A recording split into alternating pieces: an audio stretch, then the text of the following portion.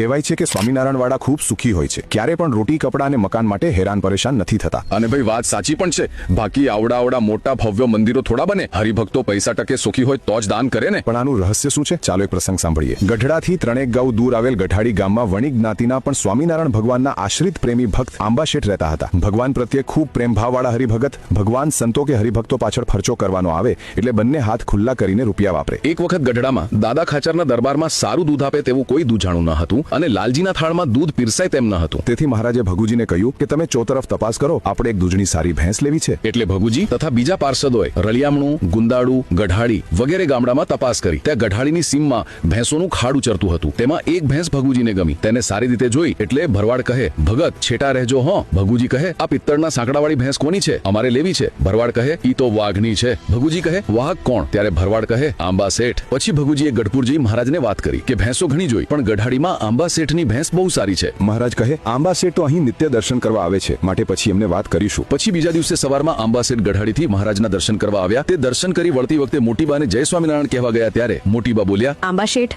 દરબારમાં એકેય દૂધાણું નથી, તેથી લાલજી દૂધ વિના વાળું કરે છે. પછી શેઠ કહે, બા ક્યાંય ભેંસ હશે તો તપાસ કરશું. એમ કહીને આંબા શેઠ તો નીકળ્યા. ઘેર આવી પોતાના પત્નીને કહ્યું કે આપણે મહારાજને દૂધની ભેંસ આપવી છે. ત્યારે તે કહે, એવી સારી ભેંસ આપી દો તો ઘરમાં શું રહેશે? એમ કહી આપવાડી ના પાડી. પણ આંબા શેઠ તો પ્રેમી હરિભગત, મહારાજના સુખ અર્થે બધું કરવા તૈયાર. એટલે શેઠે વિચાર કર્યો કે ઘરમાં કલેશ ના થાય અને કાર્ય સિદ્ધ થઈ જાય તેમ કરવું છે. કાયમ અનેક પ્રકારની ઉપાધિ ઊભી થાય, માટે યુક્તિથી કાર્ય પતાવીએ. આ રીતે વણિક બુદ્ધિથી વિચાર કરી ગામમાં કોઈ માણસને કહી દીધું કે તમારે મારી ભેંસ આજની રાત્રિએ અમુક જગ્યાએ બાંધી દેવી, ઘેર ના આવવા દેવી. હંમેશા તો 5 વાગે ભેંસ ઘેર આવી જતી, પણ આંબા શેઠની આ યુક્તિથી આજે તો દિવસ અસ્ત થઈ ગયો તો પણ આવી નહીં. મોડી રાત સુધી રાહ જોઈ, ઘણી તપાસ કરાવી, પણ ભેંસ ઘેર ના આવી. ત્યારે આંબા શેઠ પોતાની પત્નીને કહેવા લાગ્યા કે તે શ્રીજી મહારાજને આપવાની ના કહી તો લે હવે શું કરીશ? ભેંસને ચોર લઈ ગયા હશે, નહીંતર આપણી ભેંસ ઘેર ના આવે એવું ન બને. માટે હવે તો શુભ સંકલ્પ કર કે જો ભેંસ પાછી આવે તો શ્રીજી મહારાજને અર્પણ કરી દેવી. એટલે તે કહે, હા જાઓ, ભેંસ પાછી આવે તો શ્રીજી મહારાજને દઈ દેવી. આ પ્રમાણે ઘરના મનુષ્ય હા પાડી એટલે આંબા શેઠ હથિયાર લઈ તપાસ કરવા નીકળ્યા. સંકેત પ્રમાણે જ સ્થાનમાં ભેંસ હતી, ત્યાંથી લઈ આવ્યા અને ગઢપુરમાં દાદા ખાચરના દરબારમાં આવ્યા. ભેંસ જોઈ મહારાજ બોલ્યા, શેઠ